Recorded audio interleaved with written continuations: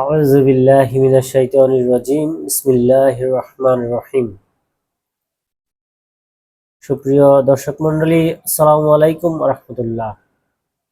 আশা করি আল্লাহর অশেষ রহমতে আপনারা সবাই ভালো আছেন ও সুস্থ আছেন। আমরা আমাদের এই চ্যানেলটির যাত্রার শুরুতেই বলেছিলাম, জীবন ঘনিষ্ঠ যে কোনো কিছুই আমরা প্রকাশ করার চেষ্টা করব, প্রচার করার চেষ্টা করব। আমাদের উদ্দেশ্য হচ্ছে ভালো কাজের প্রকাশ এবং প্রচার। তারই ধারাবাহিকতা আমরা আশা করি আপনারা আমাদের চ্যানেলটিতে দেখেছেন। আজকে সে যাত্রায় গুরুত্বপূর্ণ একটি বিষয়, রাসূল সাল্লাল্লাহু আলাইহি ওয়াসাল্লামের কয়েকটি হাদিস আপনাদের সম্মুখে পেশ করতে চাই। প্রথম যে হাদিসটি প্রকাশ করতে চাই সেটি হচ্ছে ইসলামের বুনিয়াদ সম্পর্কে। আব্দুল্লাহ ইবনে উমর ইবনুল খাত্তাব রাদিয়াল্লাহু তাআলা আনহু বলেন, আমি রাসূলুল্লাহ সাল্লাল্লাহু আলাইহি ওয়াসাল্লামকে বলতে শুনেছি, ইসলামের বুনিয়াদ পাঁচটি। ঘোষণা করা যে আল্লাহ ছাড়া কোনো ইলাহ বা উপাস্য নেই এবং মুহাম্মদ সাল্লাল্লাহু আলাইহি ওয়াসাল্লাম আল্লাহর রাসূল। নামাজ প্রতিষ্ঠা করা, যাকাত আদায় করা, বাইতুল্লাহর হজ করা এবং রমজান মাসের রোজা রাখা। হাদিসটি সহিহ আল বুখারীতে এবং মুসলিমে এসেছে। তো এই বুনিয়াদ অর্থাৎ ইসলামের ফিলার, পাঁচটি ফিলার আমাদের মধ্যে কতটুকু আছে বা পরিপূর্ণভাবে আছে কিনা, এগুলো আমরা নিজেরাই আত্মসমালোচনা করব। কারণ আমাদের মধ্যে অনেকগুলোই তো ঘাটতি থাকতে পারে। প্রতিনিয়ত আমরা এই ঘাটতিগুলো ফিল আপ করার চেষ্টা করতে হবে। দ্বিতীয় যে হাদিসটি পেশ করতে চাই সেটি হচ্ছে ইসলামের বা বিশ্বাসের পরিপূর্ণতার বিষয়ে। আমরা যে বিশ্বাস করি সেটা পরিপূর্ণ হচ্ছে কিনা বা পরিপূর্ণ আছে কিনা, এটা বুঝার একটা মাপকাঠি কিন্তু এটা হতে পারে।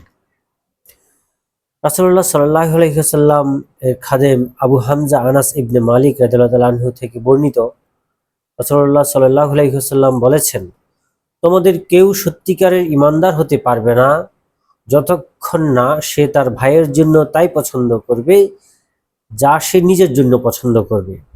হাদিসটি এসেছে সহিহ আল বুখারী ও সহিহ মুসলিমে।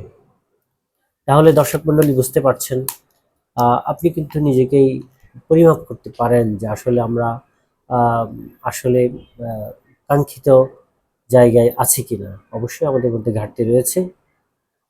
আমরা সচরাচর দেখে থাকি আমাদের সমাজে একে অন্যকে কিভাবে আমরা ঠকানো যায় সেটার চেষ্টাই করে থাকি। আমাদের ভাই ব্রাদার সবাইকে আমরা কিভাবে ঠকানো যায় সে চিন্তা করে থাকি। যাই হোক, আমরা প্রতিনিয়ত নিজেদেরকে ডেভেলপ করার চেষ্টা করব, এটা আশা রাখছি। তৃতীয়ত আরেকটি হাদিস পেশ করতে চাই। এটা হচ্ছে শরীয়তের সীমা আল্লাহ নির্ধারণ করে দিয়েছেন এই বিষয়ে। মানে কোন কোন বিষয় আমরা করতে পারবো, অর্থাৎ অ্যালাউড কোন কোন বিষয় নিষেধ করা হয়েছে, মানে সীমা দেয়া হয়েছে, সেগুলা আমরা মানে সীমা লঙ্ঘন করব না।